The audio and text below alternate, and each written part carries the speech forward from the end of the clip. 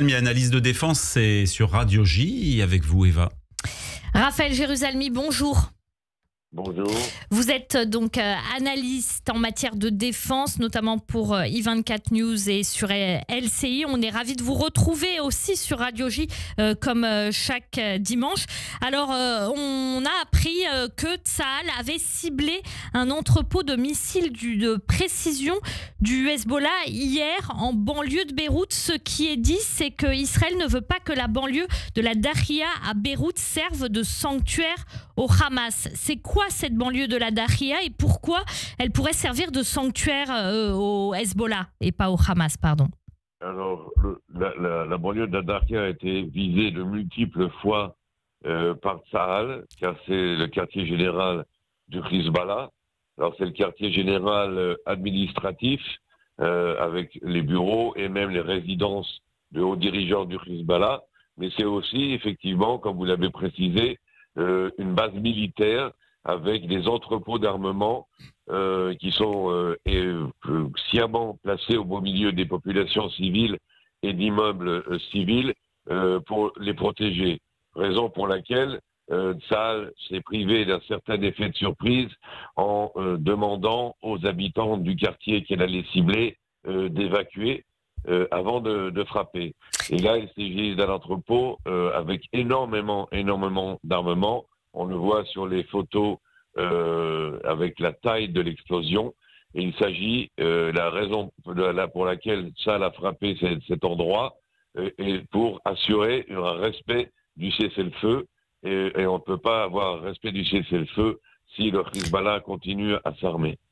Justement, Raphaël Jérusalemi, la première question qu'on peut se poser, c'est pourquoi Tsahal n'a pas ciblé cette zone, puisque d'après ce que vous décrivez, c'est effectivement une zone fief pour le Hezbollah, pendant la guerre. Pourquoi est-ce que ça s'est fait pendant le cessez-le-feu? Alors, il y a encore beaucoup à détruire pour désarmer le Hezbollah. Cet entrepôt n'est qu'un des dizaines d'autres entrepôts qui devront être détruits.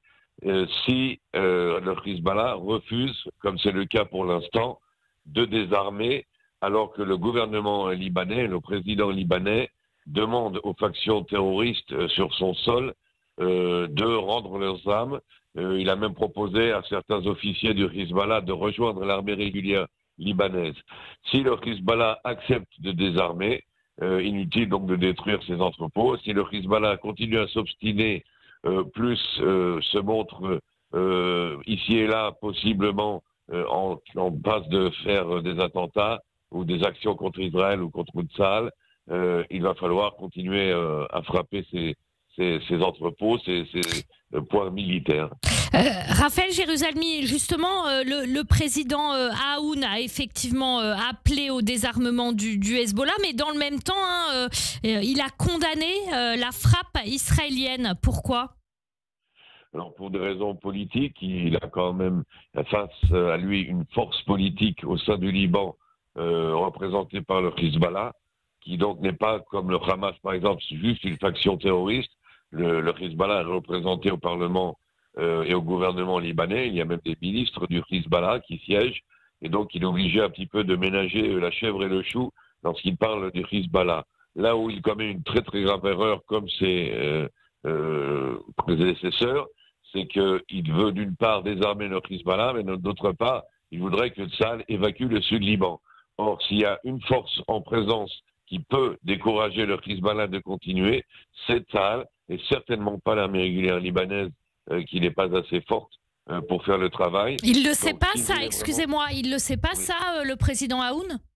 Oui, il le sait, c'est un calcul politique et une grave erreur. Les gens commettent des erreurs, et donc voilà une erreur que commet depuis des années d'ailleurs le Liban en refusant de normaliser avec Israël, car la solution à la grande majorité des problèmes, même économiques, que connaît aujourd'hui le Liban, c'est une normalisation avec son voisin israélien qui peut l'appuyer militairement, sécuritairement, mais aussi même économiquement. Et c'est dommage, le seul influx économique important qui a aidé un petit peu le Liban en ce moment, et énergétiquement en tous les cas, c'est d'avoir accepté d'avoir une frontière maritime reconnue avec Israël en échange de quoi le Liban a obtenu un puits d'exploitation de gaz naturel.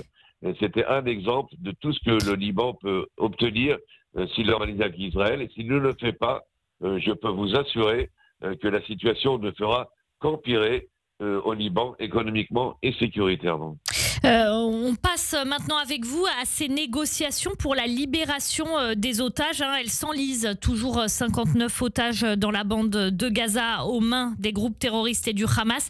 24 qui seraient encore vivants et apparemment des responsables israéliens en imputent la faute au Qatar. Qu'est-ce que fait donc le Qatar? Le Qatar est un ami, un allié du Hamas? Absolument. Le Qatar vient de mettre des bâtons dans les roues dans la dernière possible avancée dans les négociations, puisque les Égyptiens étaient venus avec une proposition, bonne ou mauvaise, ça c'est une autre histoire, mais il y avait une proposition égyptienne que le Hamas semblait accepter. Je dis bien semblait accepter.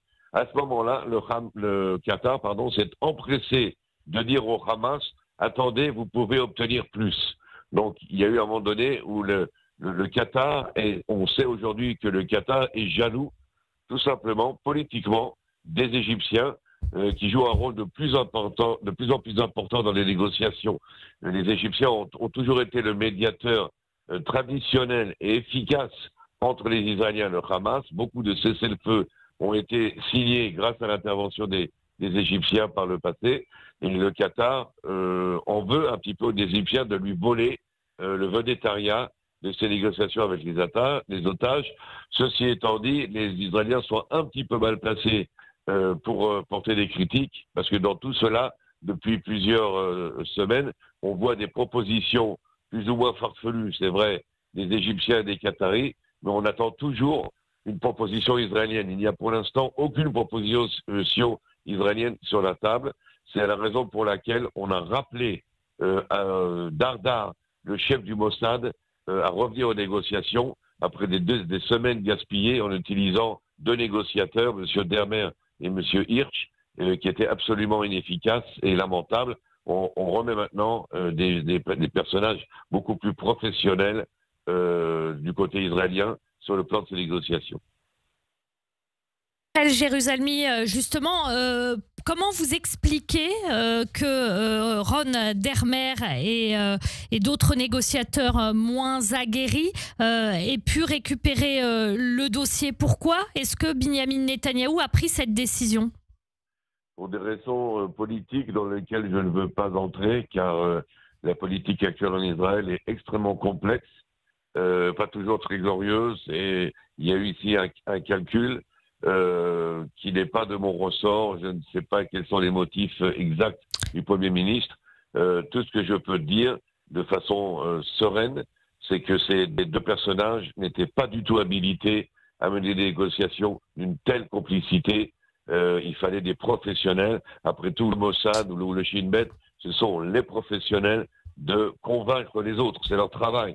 C'est le travail d'espions, c'est le travail d'hommes de sécurité qui connaissent en plus très bien non seulement le dossier, mais l'ennemi, c'est-à-dire le Qatar et le Hamas. Ils sont en pleine possession de la formation et des informations nécessaires à négocier de façon efficace. Monsieur Dermer, c'est un personnage plutôt politique qui n'a pas cette formation. Monsieur Hirsch est un ancien général de l'armée israélienne, mais ça ne lui donne pas non plus une expertise de préparation, d'expertise. Dernier point avec vous, on a appris que le Shin Bet aurait lancé une campagne entre guillemets de recrutement dans la bande de Gaza. Apparemment, les services de sécurité intérieure israéliens diffusent des tracts et même des messages sur des billets de 20 shekels qui s'adressent aux habitants de Chati. Quel est le but de ce type de campagne? Pourquoi faire? Alors, c'est tout à fait possible dans la mesure où le Shin Bet a toujours recruté des indicateurs dans la bande de Gaza, et nous en avons. C'est grâce à eux que beaucoup d'opérations sont menées. Là, il y a plutôt un encouragement, non seulement d'indicateurs, pour même, par exemple, savoir où se trouveraient peut-être les otages, mais aussi un encouragement de l'opposition au Hamas. C'est un geste de provocation un petit peu exprès pour affaiblir encore plus la position politique du Hamas. Tsahal s'occupe d'affaiblir le Hamas militairement. Le Shin Bet, le Mossad et d'autres éléments s'occupent d'affaiblir, même sur le plan économique, d'affaiblir le Hamas politiquement. Merci beaucoup Raphaël Jérusalemi qu'on retrouvera bien sûr la semaine prochaine dans le morning sur Radio J. Merci beaucoup, bonne journée. Merci. Et tout de suite Corinne Lepage. Radio J. Le 6-9. Nicolas